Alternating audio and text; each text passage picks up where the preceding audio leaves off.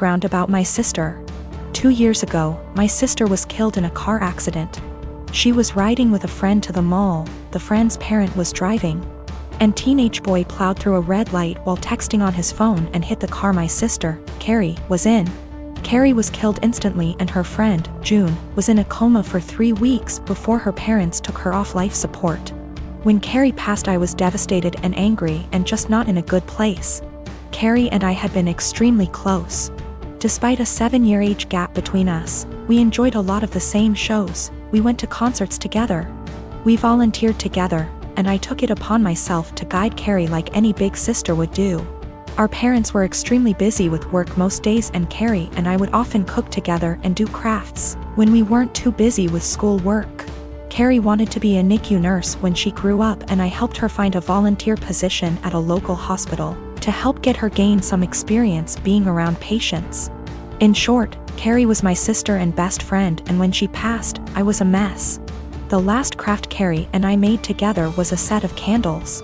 We bought the wax at a local craft store and we both made each other a candle and decorated the jar it was in. That was the day before she was killed. At her funeral, Carrie was buried with the candle I made her. The candle Carrie made me sits on my desk next to my favorite picture of her and I together at the beach. Or it did, until last week. Background about my boyfriend. I met my boyfriend about 1.5 years ago, about 6 months after Carrie passed. I wasn't looking for a relationship, I was still grieving my sister's death. But Eugene came along and it was love at first sight. He was extremely supportive, let me cry on him when I needed to, didn't push me into getting over grieving or anything. He was extremely gentleman about everything and very, very patient. After 6 months of seeing each other pretty regularly, we made it official. Eugene came into my life at a very low point, and he has always been very respectful of sentiments I keep from my sister. Never asking me to take them down, always giving me space when I needed to cry.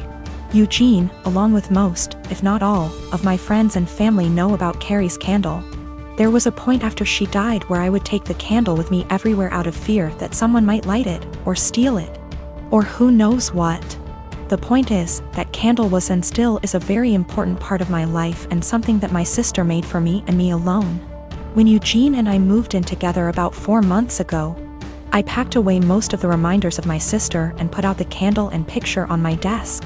I felt that this was a huge step because when I'd lived just by myself I had pictures everywhere and a few knickknacks laying around from my sister. I wanted to make Eugene and I's home our home with just a small part of my sister there. Eugene understood and was very supportive. Last week, we had a massive winter storm that knocked out power. We didn't have power for 3+ days. The power was knocked out at Eugene and I's house while I was at work, which did not lose power. Eugene texted me that he was going to light some candles and try and get a generator, so we could have some for of power or at least be able to charge our phones / use lights / etc. Now, we have probably 30+ candles in our house. I am a huge fan of sales, and when Bath & Body Works has a candle sale, I like to stock up and get a range of scents. We have candles scattered all over our house. In the room where my desk is, there are no candles aside from the one Carrie made me. None at all, and there never has been. This room is also downstairs, where Eugene doesn't spend a lot of time, his desk is upstairs. When I arrived home from work last week, I noticed a bunch of candles burning in our living room, safely. Always monitored and not near anything that could ignite. One of these candles was the candle that Carrie had made me. I burst into tears, and when Eugene heard me crying he came out from the bedroom, where he was lighting more candles, and asked what was wrong. I was a wreck and couldn't get any words out. When he tried to calm me down, I shoved past him and locked myself in the room where my desk was and just cried. I don't know how he could be so stupid. He knew, and I thought he understood how sentimental the candle was and how much I cherished having a candle that my now deceased sister had spent time making with me just a day before she was killed. I haven't been able to speak to Eugene since it happened, Tuesday of last week. He has tried to explain why he did it, because he needed candles to be able to see, but I just can't wrap my head around it. He hadn't gotten into the large candle stash I have upstairs right by the living room where Carrie's candle was, but went downstairs, out of the way to grab the most sentimental, cherished item I have. The candle was burning most of the day while I was at work and is now melted and pretty much gone. I do still have the jar it was in, but I can't look at it without bursting into tears. Eugene says it was an accident, but I just don't believe that. He said he was getting around to lighting the candle surplus we have upstairs, but just hadn't gotten there yet.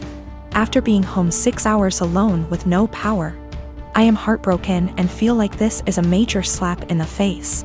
I feel disrespected. I feel like he disrespected my sister. I just don't know what to do. I don't feel like I can forgive him for this. My cousin Jake got outed about 4 or 5 days before his 18th birthday in the summer. His parents, my aunt and uncle, made arrangements for him to be sent to one of those awful camps that claim they could cure him. A kid in his community was forced to go and came back and was clearly not well, so Jake didn't want to go. Jake ran away from home and jumped from one family house to another. His folks didn't file a missing person report because they didn't want to look bad to their neighbors. They just told them that he went to that camp willingly. He disappeared in the middle of October and turned up in my city a week later. After making sure he was safe to bring home, my wife and I allowed him to stay. He didn't want me to tell the rest of the family for a while, because those people at the camp keep showing up to take him. I made sure to talk to a lawyer, who assured Jake that they cannot take him.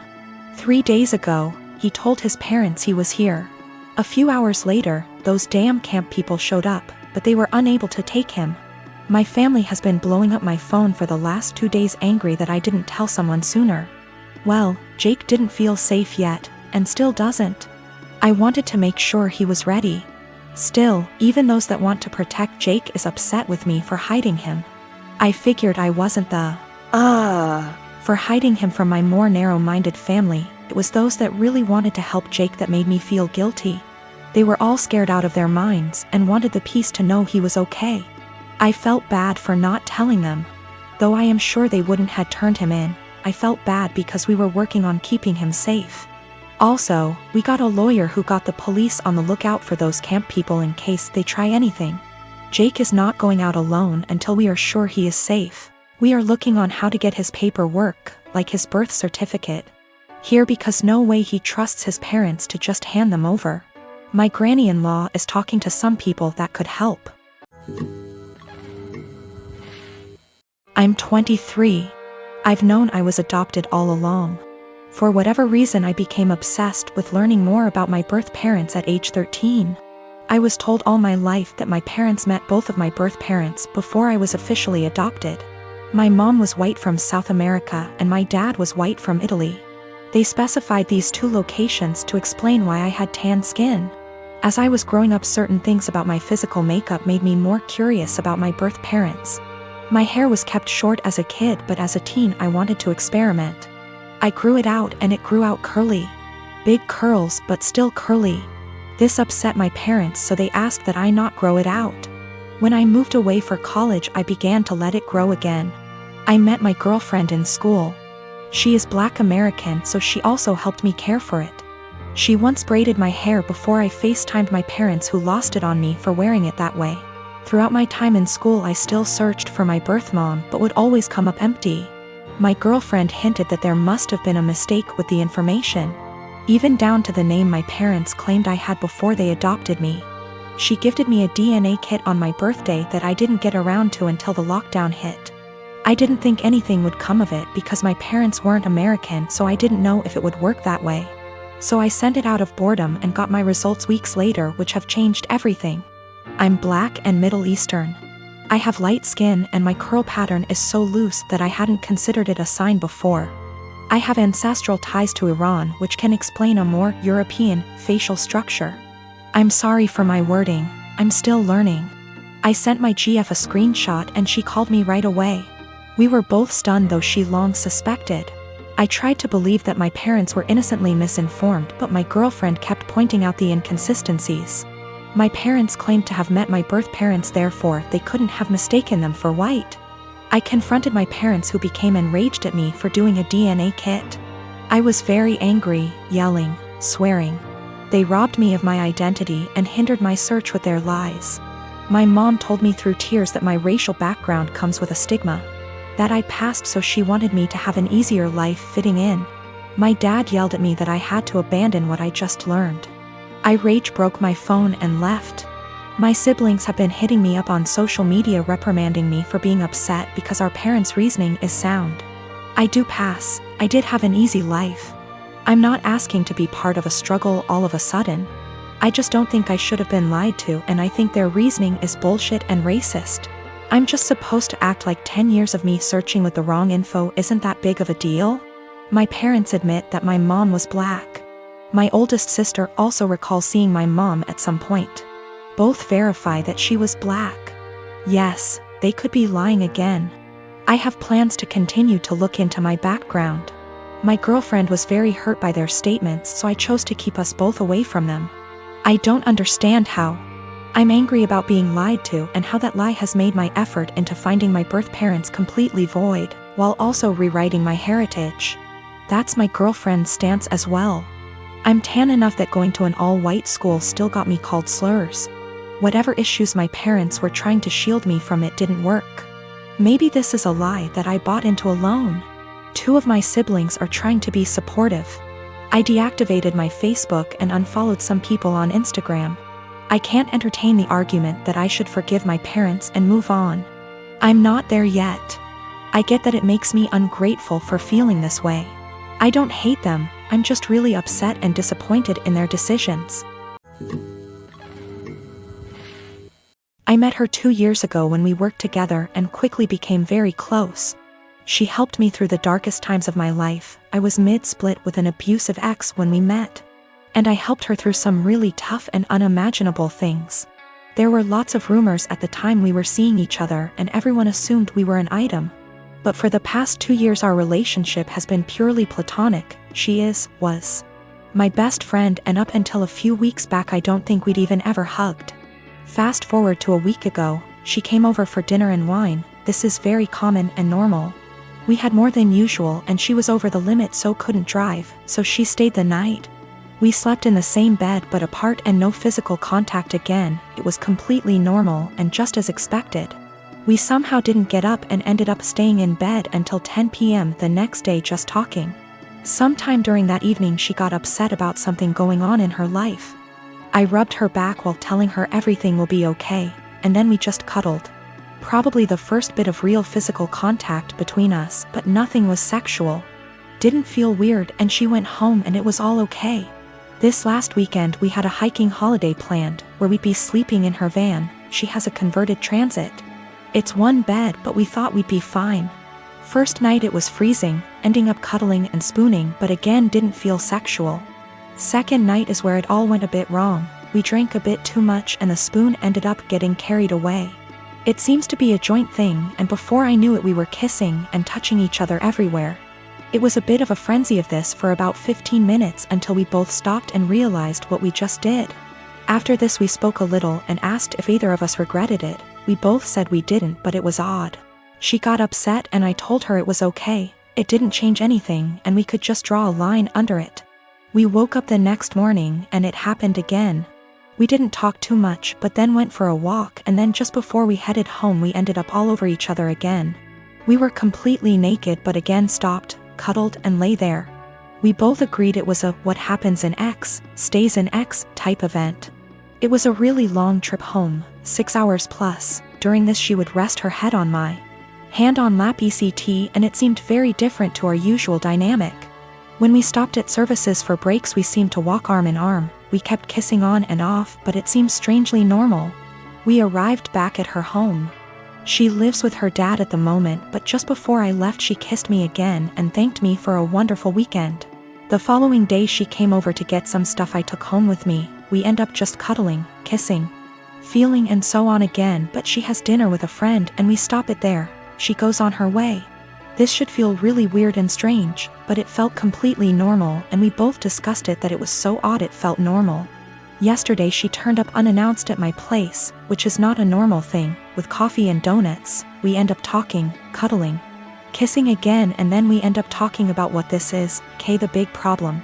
Neither of us were sure. She got panicky and burst out in tears and left.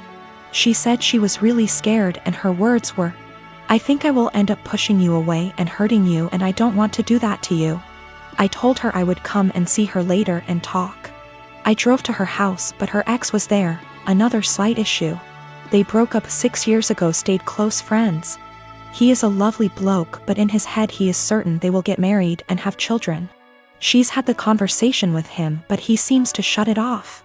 If he found out she was seeing anyone, he would get extremely angry.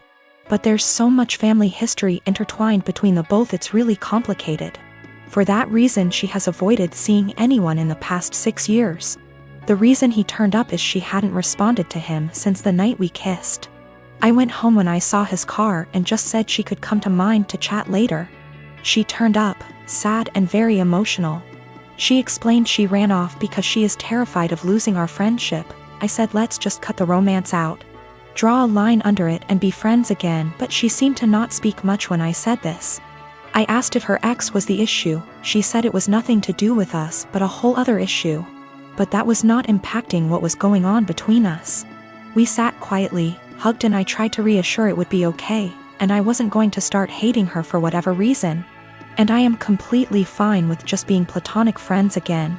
We both agree and say whatever happens we stay friends and nobody gets hurt, but we will pull back from the more physical side.